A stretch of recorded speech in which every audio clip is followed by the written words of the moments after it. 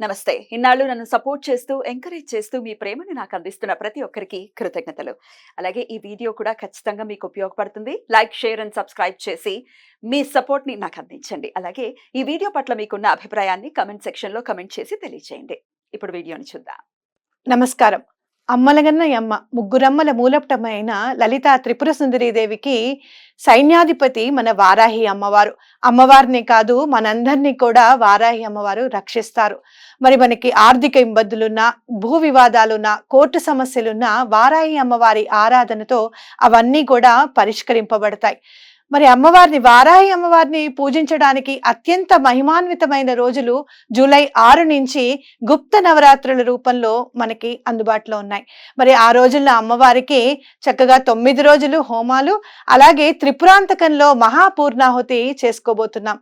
వివరాలకి మమ్మల్ని సంప్రదించగలరు. నమస్తే, వెల్కమ్ టు అవర్ ఛానల్. నేను పద్మిని. ప్రస్తుతంతో పాటు ప్రముఖ ఆధ్యాత్మికవేత్త, ప్రముఖ న్యూమరాలజిస్ట్ లక్ష్మీ నరసింహస్వామి ఉపాసకురాలు శ్రీమతి స్రవంతి గారు మనతో పాటు ఉన్నారు. మాట్లాడదాం. నమస్తే అక్క.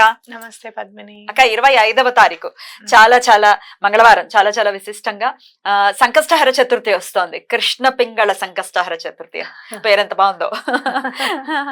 మరి ఈ సంకష్టహర చతుర్థి 25వ తారీఖు న్యూమరాలజిస్ట్ గా డేట్ కున్నటువంటి ప్రాముఖ్యత, అలాగే సంకష్టహర చతుర్థి అంటే ప్రతిసారి కూడా మీరు చెప్తూ ఉన్నారు ఎలా చేసుకోవాలి, చక్కటి స్విచ్ వర్డ్ రూపంలో కూడా తెలియజేస్తున్నారు. అలాగే ఆ రోజు చంద్రోదయం రాత్రి 10 గంటలకు అవుతుంది. అయినప్పటికీ మనం ఆ రోజే చేసుకోవాలి, ఎందుకంటే మర్నాడు చవితి వెళ్ళిపోతుంది కాబట్టి. అంతే కదా.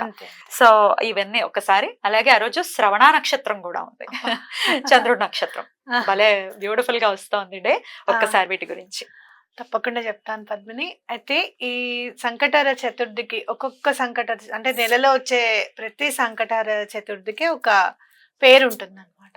అయితే మంగళవారం నాడు వచ్చే సంకటహర చతుర్థిని అంగారక సంకటహర చతుర్థి అని, లేకపోతే అంగారక చతుర్థి అని అంటారు. అయితే ఎందుకు మంగళవారం వచ్చిన చతుర్థిని మనం ఎందుకు చేసుకోవాలి అని అంటే గనక, అంగారకుడు అంటే మార్స్, అంటే కుజుడు. కుజుడికి చాలా ప్రత్యేకమైన ఆశీర్వాదం ఉంది గణేశుడితో అనమాట. విఘ్నేశ్వరుడు చాలా ప్రత్యేకంగా ఆశీర్వదించాడుట కుజుడిని. కాబట్టి కుజుడు కలిసిన చతుర్థి రోజు గనక మనం చేసుకుంటే అటు కుజగ్రహం అనుకూలిస్తుంది మనకి, అలాగే అంటే ఆయన బ్లెస్సింగ్స్ ఉంటాయి, ఆయన ఆశీర్వాదం ఉంటుంది, అలాగే విఘ్నేశ్వరుని ఆశీర్వాదం కూడా ఉంటుంది అని అంగారక చతుర్థిని తప్పకుండా చేసుకోవాలి అని చెప్తారన్నమాట. అయితే ఇక్కడ మనం వచ్చేసరికి కృష్ణ పింగళ అంగారక చతుర్థి అని చదువుకున్నాం మనం. కృష్ణ పింగళ అంగారక చతుర్థి నాడు స్వామికి ఇక పట్టాభిషిక్తుడిని చెయ్యాలి అని చెప్పిన నిర్ణయం తీసుకోవడం జరిగిందిట. ఎవరిని? విఘ్నేశ్వరుడు. అంటే గణాలకి అధినాయకుడుగా చెయ్యాలి అనేది ఆ రోజే నిర్ణయం తీసుకోవడం జరిగింది. కాబట్టి అంటే ముందు ఎవ్వరికి అంటే మిగతా దేవతలకి ఏమున్నా కానీ మనుషులుగా మనకి మాత్రం విఘ్నేశ్వరుడి ఆశీస్సులు తప్పకుండా లభించాలి పద్మిని. ఎందుకంటే ఏ పనన్నా మొదలు పెడుతున్నాము అని అంటే ఆటంకం రాకుండా ఉండాలి, ఎటువంటి విఘ్నం లేకుండా మనకి ముందుకు వెళ్ళిపోవాలి. సక్సెస్ కి మారు పేరు మన వినాయకుడు అనమాట. మన పిల్లలు మాట వినాలి, మన పిల్లలు బుద్ధిగా ఉండాలి అని అంటే వినాయకుడు అనుజ్ఞ ఉండాలి, ఆయన ఆశీర్వాదం తప్పకుండా ఉండాలి. కాబట్టి అలా గణనాయకుడిని చెయ్యాలి అన్న ఉద్దేశం కూడా ఆ ఈశ్వరుడికి కేవలం మన వల్లనే. ఆయనకి ఏ ఆధిపత్యం ఇస్తే ఏముంది, మన కోసమే ఆయనకి ఆధిపత్యాన్ని ఇచ్చారు అని చెప్పి ఖచ్చితంగా మనం నమ్మాలి, అలానే మనం కొలుచుకోవాలన్నమాట. అయితే ఇక్కడ కృష్ణ పింగళ అంగారక చతుర్థి అనే పేరు ఎందుకు వచ్చింది అంటే, స్వామివారు భూమి మీద ఉన్నవన్నిటిని కూడా భూమిని రక్షించడం అనేది ఆ రోజు డెసిషన్ తీసుకున్నారు. కాబట్టి భూమిని రక్షించేది కూడా ఆయనదే కదా. అలాగే కృష్ణ పింగళ అంటే ఏంటంటే కృష్ణుడి కలర్ ఏమని ఉంటుంది, నీలి మేఘంలో ఉంటుంది. అలాగే పింగళము అని అంటే భూమి నుంచి ధూళి వస్తుంది చూసావా. అంటే నువ్వు చూడు, భూమి నుంచి ధూళి అని అంటే మనం గోవులు నడుచుకుంటూ వెళ్ళాయనుకో, గోధూళి రంగు అనేది ఆ రంగు అనేది సంతరించుకుంటుంది. అంటే అలా ధూళి గనక మనం వెళ్తూ ఉంటే ఆ స్మోక్ పొగకు ఏ రంగు అయితే ఉంటుందో ఆ నీలం వర్ణము ఈ ధూళి వర్ణము కలిపి విఘ్నేశ్వరుడు ఉంటారు ఆ రోజు. చాలా అందంగా ఉంటాడు అయితే. అంటే ఒక బ్రౌన్ టెక్స్చర్ అండ్ బ్లూ, మంచి కాంబినేషన్. కృష్ణ పింగళం అని అంటే అదే అంత కామ్. ఎందుకనంటే అలా అంటే భూమి ఆకాశాలలో ఎక్కడున్నా ఎటువంటి పరిస్థితులైనా కూడా రక్షించగలుగుతారు స్వామి మనని అని అర్థం. అలా కృష్ణ పింగళ చతుర్థి అంగారక చతుర్థిగా రావడం అనేది చాలా అదృష్టం. అంటే మనం ఎప్పుడు కూడా అనుకున్నాం శోభకృత్నామ సంవత్సరం చాలా మంచి మంచి రోజులు ఇచ్చింది అని చెప్పి. ఎక్కడైతే కోపం ఉంటుందో అక్కడ ప్రేమ ఉంటుంది. క్రోధినామ సంవత్సరంలో భయపడ్డాం కదా మనం, కానీ చూసావా ఎలాంటి మంచి మంచి రోజులు వస్తున్నాయి. మనం ఎలా చూస్తే అలా ఉంటుంది. బ్యూటిఫుల్. ఎప్పుడైతే మనం యూనివర్స్ ని నమ్మి మేము ఇది చేసుకుంటాము అని గనక మనం నెమ్మదిగా మేనిఫెస్టేషన్స్ చేసుకుంటూ యూనివర్స్ కి కనెక్ట్ అయిపోతూ ఉంటే, ఇప్పుడు ఈ వీడియో ఎవ్వరు చూసినా కూడా అది యూనివర్స్ వాళ్ళకి హెల్ప్ చేసినట్టే లెక్క అనమాట. వాళ్ళకే కాదు, నాకు నీకు కూడా. ఎందుకంటే మంచి చెప్పాలి, మంచి ఇన్ఫర్మేషన్ అనేది జనాలకి ఇవ్వాలి అనే సత్సంకల్పంతో చేసే పని మనకి కూడా హెల్ప్ అవుతుంది. అయ్యో మనం కూడా చేసుకోవాలి అదని మనకు కూడా అనిపిస్తుంది అనమాట. అయితే ఈ రోజు నాడు మనం ప్రత్యేకంగా చేయవలసింది ఏంటి అని అంటే, ఎటువంటి పరిస్థితుల్లోనూ దుర్వాయుగ్మ గణపతి అంటే ఖచ్చితంగా మనం గరికని తీసుకొచ్చి స్వామికి తప్పకుండా 108 నామాలు గరికతోనే పూజ చేయాలి. ఎందుకు అనంటే భూమి కోసం అవతరించారు కాబట్టి. ఆయనకి చాలా ఇష్టమైనది ఏది అనంటే గరిక. ఎలా అయితే కృష్ణ భగవానుడికి ఒక తులసి దళమో, ఎలా అయితే శివుడికి మారేడు దళమో, ఈయనకి గరిక అనమాట. కాబట్టి ఆ గరిక తీసుకొని వచ్చి మీకు కుదిరితే గనక మాలగా అల్లి స్వామికి మాలని సమర్పించండి. ఎప్పుడైనా దండ వేస్తే స్వామి అండ దొరుకుతుంది మనకి.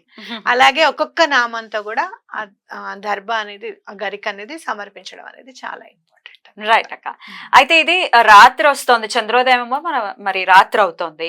ఉపవాసం ఉండే వాళ్ళు ఉంటారు. చంద్రుడిని చూస్తే కానీ భోజనం చేయకూడదా, చంద్రుడిని చూస్తే కానీ మరి పూజ చేసుకోకూడదా, ఇట్లాంటి డౌట్స్ వస్తాయి.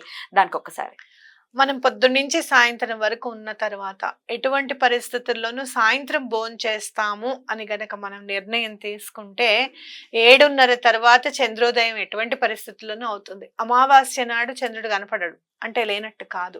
అలాగే చవితప్పుడు కూడా ఏ మేఘాల వల్లనో లేకపోతే ఎటువంటి పరిస్థితుల్లోనూ మనం చూడకపోతే గనక పూజ అయిపోయిన వెంటనే బయటికి వచ్చి దండం పెట్టుకొని తప్పకుండా భోజనం చేయాలి. అయితే ఏదైనా కొంచెం పాలు కానీ లేకపోతే పాలలో కొంచెం బెల్లం వేసి కానీ ఇలాచీలు వేసి కానీ చంద్రుడికి కూడా నైవేద్యం పెట్టడం అనేది చాలా ఇంపార్టెంట్. అక్కడ స్వామి కనపడినా కనపడకపోయినా, చాలా వర్షం పడుతుంది అనుకో, ఒక్కొక్కసారి చంద్రుడు కనపడడు అవునా. అందులో పౌర్ణమి వెళ్ళిపోయిన తర్వాత చంద్రుడు కదా, కాబట్టి అక్కడే ఉన్నాడు స్వామి అనుకొని అక్కడ బయట ఆరుబయట చక్కగా ఆయనకి చూపించి, అప్పటికే ఇట్లా చూపించేసి అట్లా తీసుకెళ్ళిపోదాం కాదు, ఉంచండి. అంతగా అంటే ఓర్వాకిలుగా కొంచెం మూతేసి ఉంచండి. అలా పెట్టేసి లోపలికి వెళ్ళిపోయి మీరు ప్రసాదంగా తీసుకొని మిగతా అన్ని చూసుకున్న తర్వాత మళ్ళీ ఈ పాలు వేసిన కూడా మళ్ళీ ఇంట్లో అందరూ తీర్థంగా కూడా తీసుకోవచ్చు అనమాట. అయితే ఇన్ని నెలలు చేయాలి సంకష్టహర చతుర్థి అని చెప్తుంటారు కదా, ఈ ఒక్క నెల కూడా చేసుకోవచ్చా ఏదైనా కోరికను నెరవేరడం కోసం? తప్పకుండా చేసుకోవచ్చు. ఎందుకంటే అంగారక చతుర్థి, అందులో కృష్ణ పింగళ చతుర్థి, జ్యేష్ఠ మాసంలో వచ్చే చతుర్థి చాలా మంచిది అని చెప్తారనమాట. కాబట్టి తప్పకుండా చేసుకోవాలి. ఎవ్వరు ఏది చేయకపోయినా మాకు కుదరదండి అని అనుకుంటే గనక ఈ అంగారక చతుర్థి మాత్రం తప్పకుండా చేసుకోండి. ఎప్పుడో ఒక్కసారి కానీ రాదు అంగారక చతుర్థి. అందులో ఈ సంవత్సరం కృష్ణ పింగళ అంగారక చతుర్థి అని అంటే చాలా ప్రాశస్త్యమైంది. స్వామి రంగు కూడా చెప్పాను కదా, ఇలా ఉంటారు స్వామి అని చెప్పి. ప్రతి సంకటహర చతుర్థికి ఒక్కొక్క ఫార్మేషన్ అనమాట, ఒక్కొక్క పేరు ఉంటుంది. మనం ఏకాదశులకి ఎలా అయితే 24 ఏకాదశులకి పేరు చెప్పుకున్నామో, అలాగే ప్రతి సంకటహర చతుర్థికి ఒక నామం ఉంటుంది అనమాట. అయితే ఈ జ్యేష్ఠ మాసం వచ్చే సంకటహర చతుర్థి చాలా విశేషమైనది, చేసుకుంటే చాలా మంచిది. మిగతావి మీరు చేయకపోయినా పర్వాలా, ఇది ఒక్కటి చేసుకోండి చాలు. మరి పూజ చేయలేని వాళ్ళు ఒకవేళ చేయలేదండి, లేకపోతే వేరే ధర్మం వాళ్ళు కూడా మనల్ని ఫాలో చేస్తున్నారు, మీరు ఇచ్చేటటువంటి స్విచ్ వర్డ్స్ ని ఖచ్చితంగా ఫాలో చేస్తున్నారు, మరి వారి కోసం ఏదైనా గణపతికి ప్రీతికరమైనటువంటి స్విచ్ వర్డ్ అక్క? విఘ్నేశ్వరుడిని కిందకి పంపించేటప్పుడు స్వామి కిందున్న వాళ్ళకు కూడా నువ్వు అధిపతివే నాయన, అన్ని పనులకి నువ్వే విఘ్నాధిపతివి అని చెప్పినప్పుడు, అన్నిటికీ నువ్వే నాయకుడు అని చెప్పి వినాయకుడిగా చేసినప్పుడు, మనం కూడా ఆయన మ్యాజిక్ మొదలవ్వాలి అని చెప్పి బప్పా మ్యాజిక్ బిగిన్ నౌ అని చదువుకుందాం. బాగుంది, క్యూట్ గా. స్వామి ఎలా క్యూట్ గా ఉంటారో స్విచ్ వర్డ్ అలా cute. Bappa magic begin now. మీకు ఆర్థిక ఇబ్బందులు ఏమైనా ఉన్నా, లేదు అంటే గనక భూ వివాదాలు ఏమైనా ఉన్నాయి, ఇంట్లో సరిగ్గా మాట ఒక్కటి లేదండి, మాది మంచి మాటే కాదు అసలు, అందరూ ఒకటంటే ఒక దారిలో వెళ్తూ ఉన్నారు అనుకుంటే గనక, ఎటువంటి పరిస్థితుల్లోనూ మ్యారేజ్ అవ్వట్లేదు అనుకుంటే గనక, దానికి కుజుడు చాలా ఇంపార్టెంట్. మన ఉన్న నవగ్రహాల్లో స్వామి అందరికీ సమానంగా అన్ని పనుల్లోనూ పంచారని చెప్పుకోవచ్చు భగవంతుడు.